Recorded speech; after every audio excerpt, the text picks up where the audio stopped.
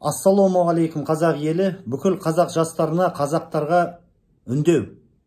Ертең 9 май Тоқаевтың үкіметі Алматы қаласында бессмертный полк өткізуге рұқсат берді. Бұл қазақ халқына қарсы шығу деп есептеймін. Мынау қазір Украинада соғыс болып жатқанда, қазір мынау Георгиевский лента, қызыл коммунист туылармен шығады. Ашаршылықта 4 миллион қазақты өлтірген қызыл туымен шығады.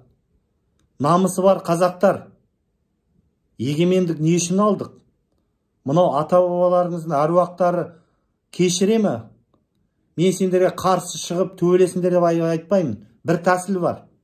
Мынандай бір қағазға «Слава Украине» деп жазып шықсаңыздар, олар сіздерге провокатор, полиция шақыртады. Бірақ сіздер айтыңыздар, нет войне, слава Украине. Мен мынау соғысқа қарсымын, болды.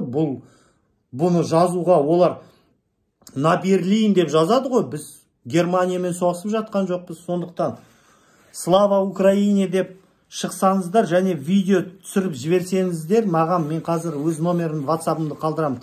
Бұл бір ерлік болып есептеледі. Болмаса, Украинаның туы болмаса, біз Қазақстанда болғанда не істейміз? Мата сататын дүкенге мынандай сары түсті, көк түсті алып, екеуін ұстап шықсаңыздар, бұл өзіміздің азаматтық позициямызды білдіреді.